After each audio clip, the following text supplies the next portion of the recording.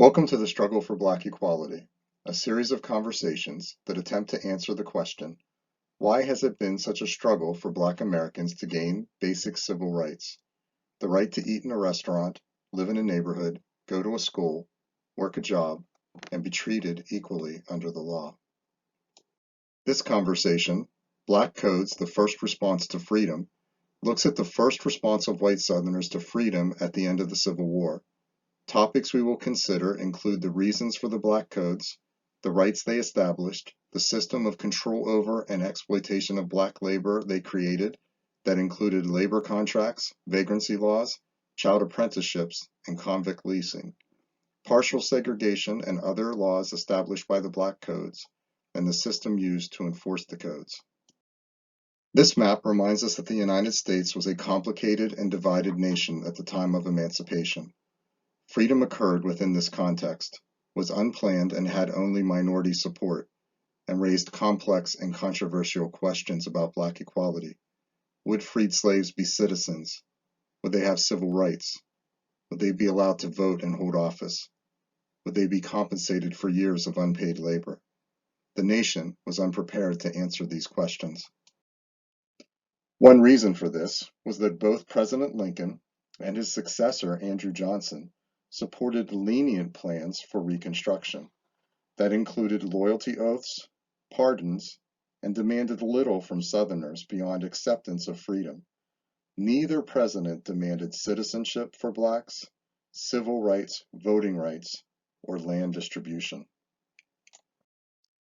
In the absence of strong requirements from the national government, white Southerners began to craft their own version of freedom by replacing the old slave codes with Black codes.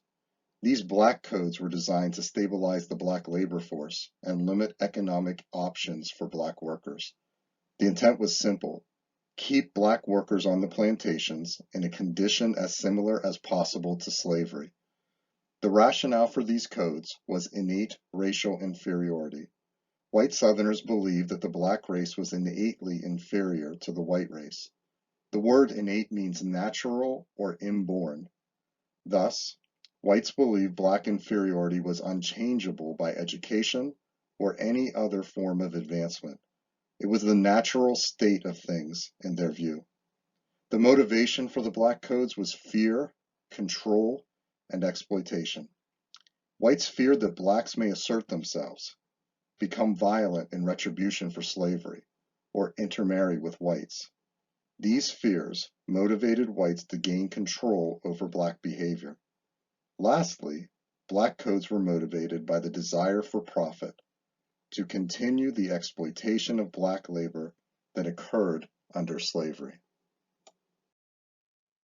The Black codes, for all their flaws, did grant some important rights to Black Southerners, including the right to marry, to make contracts, to testify in court cases that involved other Blacks, to own property, and to sue and be sued.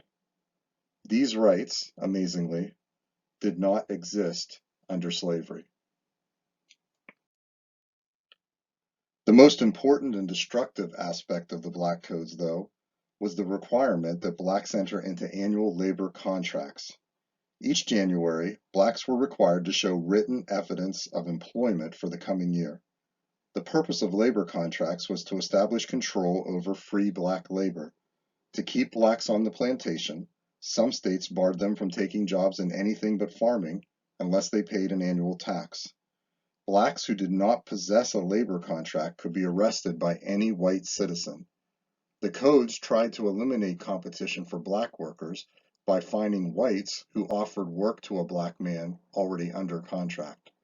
This kept the cost of Black labor cheap and the supply steady. The mechanism of enforcement of the labor contracts were the vagrancy laws, which fined Blacks not under contract. In Mississippi, the vagrancy law fined Blacks without jobs $150, and also fined whites who gathered with Blacks or had sexual relations with a freed Black woman. Vagrancy in other states was defined as being idle, disorderly, or even misspending your money. Those who could not pay the exorbitant fines of the vagrancy laws were imprisoned. The codes also had provisions that legalized exploitation of black children. Compulsory child apprenticeships allowed judges to bind black orphans and other black children whose parents were unable to support them to a white employer. Usually, the former owner of the black children had first preference. The consent of the parents was not normally required. Under these apprenticeships, moderate corporal punishment was permitted.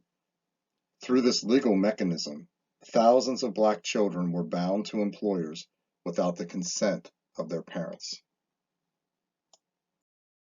Because most blacks could not pay the exorbitant fines for vagrancy, a significant prison problem developed. Under the slave codes, millions of blacks were under the auspices of their masters rather than the criminal justice system. When the slave codes were removed, this large part of the population became subject to a system not prepared to handle the influx.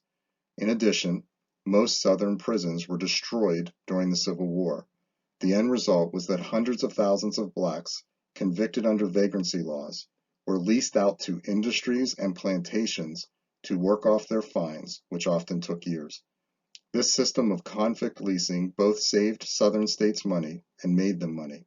Amazingly, convict leasing was not completely illegal in the South until Alabama outlawed it in 1928. The codes also established partial segregation. Blacks were excluded from poor relief, orphanages, parks, schools, and other public facilities. In North Carolina, the aversion for white and black students attending school together was so strong that the governor abolished all public schools. In their place, private academies were established for white children only. The illustration shown here is of a segregated Texas elementary school in the 1900s. The codes also included other laws which varied from state to state.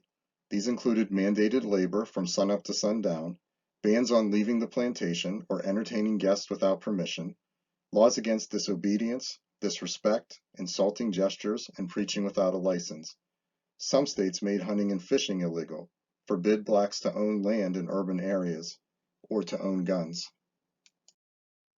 The codes were enforced by a system dominated by whites, where blacks had no voice.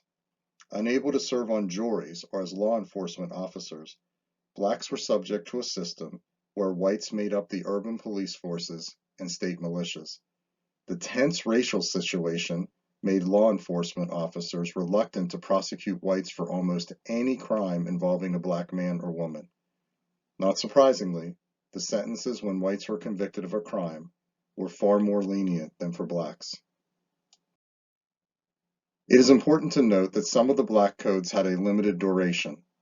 During radical Reconstruction in the late 1860s, laws targeting blacks became illegal in many areas of the South, but Southerners were resilient and creative, removing the word black from the laws, but allowing the system to apply the laws only to blacks.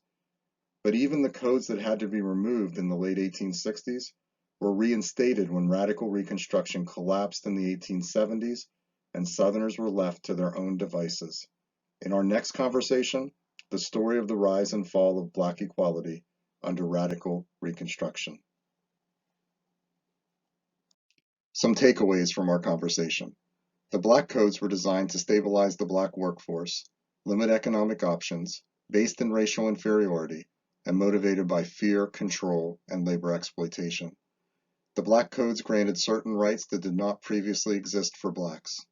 The black codes utilized labor contracts, vagrancy laws, child apprenticeships, and convict leasing to create an elaborate system of control over black workers. The black codes included laws that severely restricted basic freedoms of Southern blacks. The black codes were enforced by a criminal justice system dominated by white Southerners that excluded blacks from participation and denied them equal treatment. Some things to think about. What does the response of white Southerners to freedom suggest about their view of their slaveholding past? What does the response of white Southerners to freedom suggest about the future of black equality after the Civil War? What other options were available to black Southerners in response to the black codes? Two excellent resources for this conversation: Frederick Douglass's The Work of the Future and the Mississippi Black Code of 1865. Thanks for joining the conversation today. God bless you. Have a great day. and keep thinking about things that matter.